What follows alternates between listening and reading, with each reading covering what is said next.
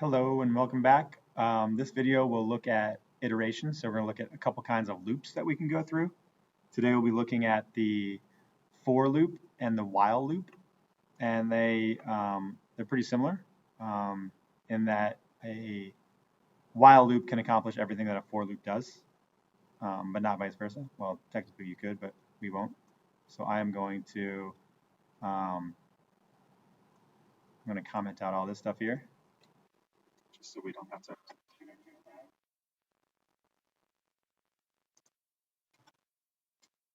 So the first kind of loop we're going to do is called a while loop. So we're going to use the command while, and this is going to be very, very similar to the if statement.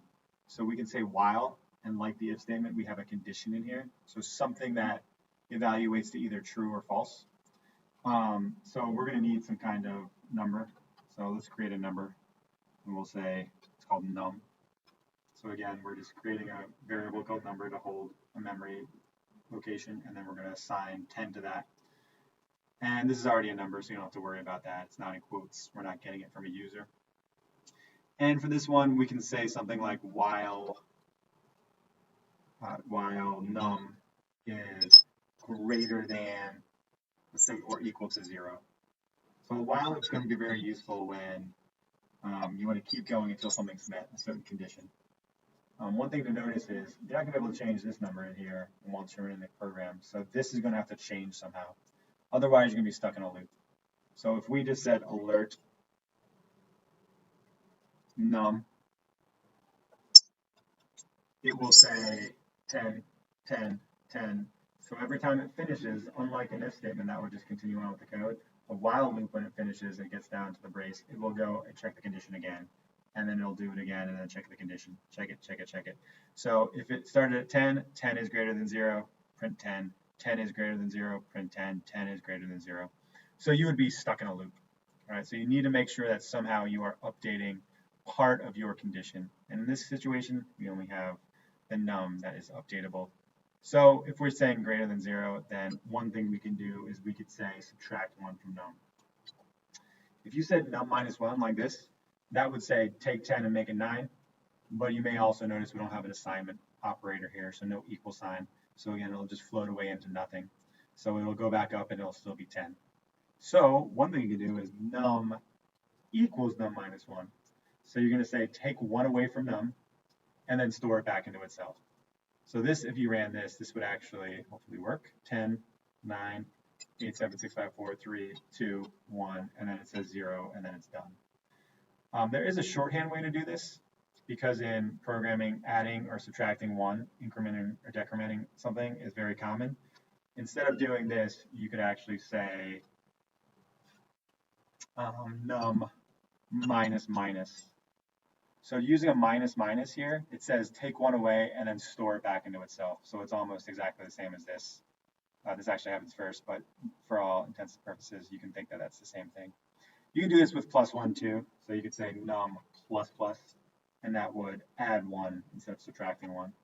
So adding 1 or subtracting 1, you can do minus minus or plus plus.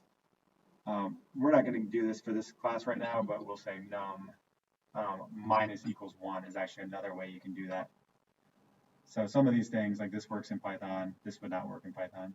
So in JavaScript, to take 1 away, you can do num equals num minus 1. You could do num minus equals, so this says take 1 away and save it back into itself at the same time. Or if you're doing 1, either adding or subtracting, you can do minus minus or plus plus. So if you wanted to divide or multiply or go up by 5 or 10 or some other number, then you can use this one. This is the shortest way to write it. So what do you want to do when you're done, right? So when you're done with the loop, it just means continue on with your code. So we can do alert, and then we can do something like blast off. So that means we got to the end. So 10, 9, 8, 7, 6, 5, 4, 3, 2, 1. So if you didn't want it to actually say 0 and you wanted to say blast off, you could update this. So instead of saying greater than or equal to 0, you could say greater than or equal to 1, or you could say greater than 0. Because when it got to 0, if it printed out 1, it subtracted 1 again. 0 is not greater than 0, so that's false. So then it would say blast off. So it would get to 1, and then it would do blast off. So there are actually 3 parts to this while loop. And this is going to segue into the for loop. So here we have an initializer. So we initialize some kind of variable. Then we have inside of here, we have a condition.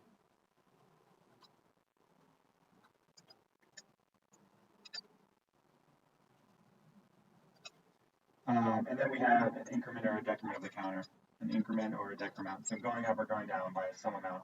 So those three things, right? The increment, decrement of the counter. So that's the first thing. The second thing is we have a condition. And the third thing we have some kind of increment or decrement. So we can actually write this kind of while loop where we have something that we know is a set amount of time or a number.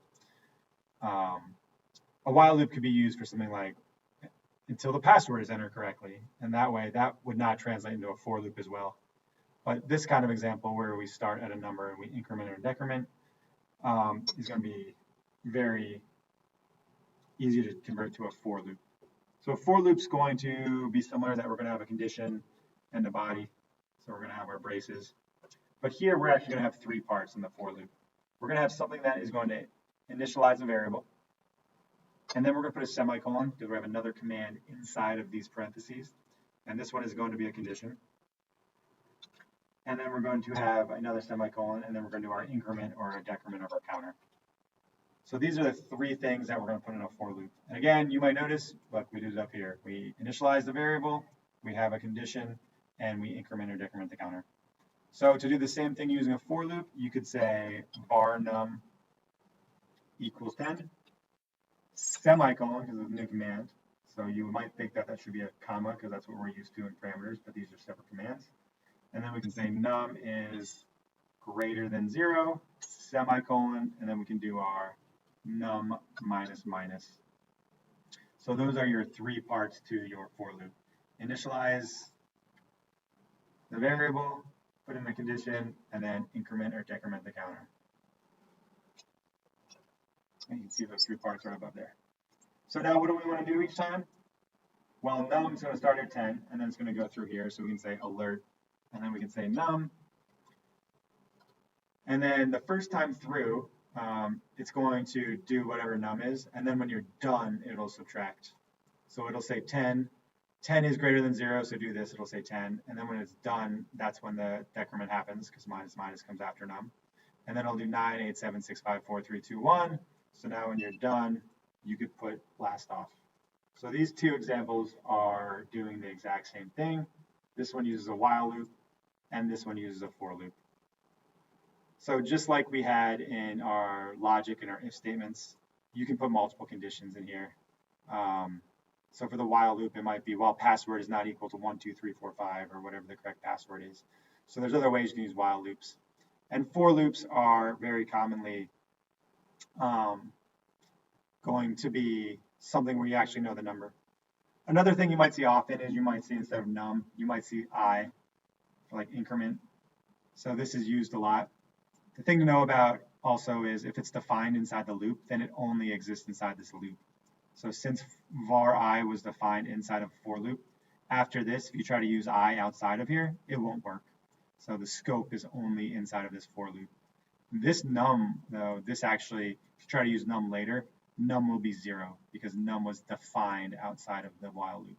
So wherever you define it, wherever you initialize it, that's the scope of it. So if you initialize it inside of a brace, it only exists in there, or inside of a loop. If you do it outside, it exists everywhere. And that is loops. Those are the two loops we're going to do. You might see a do loop, and a do loop is very similar to a while loop, except it'll automatically do the loop first, and the while will be at the end.